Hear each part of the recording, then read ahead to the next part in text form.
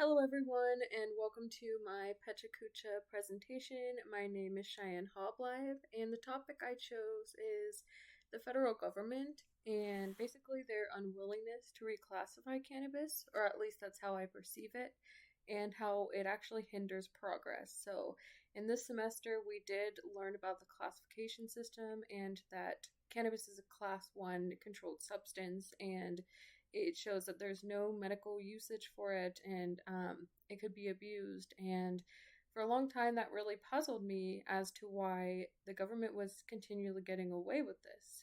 So these are the two reasons, because how can we continue to study and be so passionate about a certain field when you have the federal government kind of looming over you, basically saying that the type of research that you're doing, the different laws that are being passed in your state, how are we able to say that we can keep doing this? So when we look at laws and how they've changed, there's a lot of non-smoking laws and there's a lot more fines being introduced, the Diamond State being Idaho, and a lot of people are still perceiving that legalization has negative effects on families. So additionally, we see a lot of states having medical marijuana facilities being raided, lots of fines and criminal charges still occurring, even in states where, medical cannabis is legal. And I was surprised to learn from In the Weeds, our book, that Obama actually took a big part of that. So, and then when we look at it, the Diamond State, Idaho, they basically 70% of Idahoans want this to be legal recreationally, but instead the legislature is putting $300 fines, and they're claiming that the smell and smoking it are dangerous. So it really puzzled me to why so many people are advocating for it to be legal, but the legislature is still passing legislation against it, which I believe is dangerous to cannabis consumers all across our country. And I think that's why we need to look at what's going on, because think about it. Imagine you have relatives or family in another state and you're a medical cannabis consumer. What are you going to do? Leave your cannabis at home, leave your medicine at home, or are you going to try to risk and take some of that with you to help with your medical issue and risk getting in trouble? Which is a thing I see as such a big issue. Additionally, though, there is hope, and I looked this up and it's pretty awesome. As of like 6 days ago, there was a Bipartisan States 2.0 Act introduced to legislature, so it would kind of like get rid of that federal prohibition and kind of operate more of how things were after prohibition. So I've also looked at the current administration, and Trump has actually supported legalization, but it doesn't seem like a lot of people are really working hard on getting progress for it. But President Donald Trump has expressed that he will support legalization, and the current director of NORML, which we actually learned about in this class during the semester, said they never would have dreamed that 42 states have legalized it medically and 12 states have legalized it recreationally, despite federal law. So that was a pretty surprising statement to hear.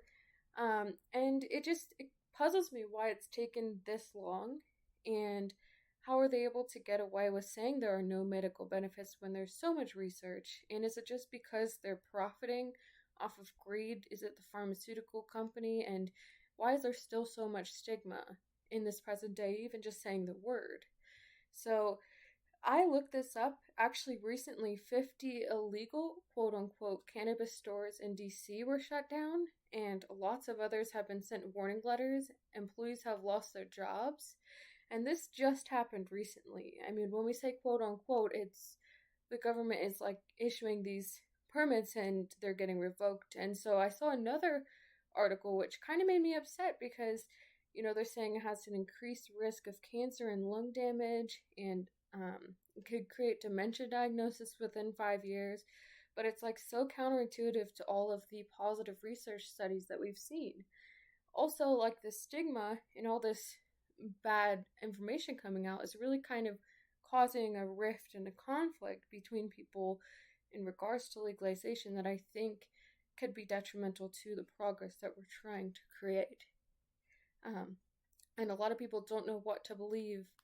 Additionally, I think another big issue is that we're still seeing doctors who are afraid to even kind of like prescribe cannabis. The pharmaceutical industry has also been really hesitant to even be able to suggest this and try to get doctors into classes regarding it. And just makes me think of Dr. Mashulam because he's done so much hard work in his research. And I think that if we don't address the federal issue, I think we're going to see a progress going backwards, which could be really detrimental.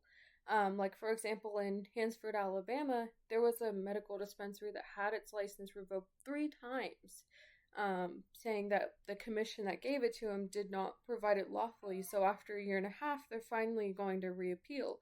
But if you look in the recent news, you'll see this over and over again, which actually surprised me.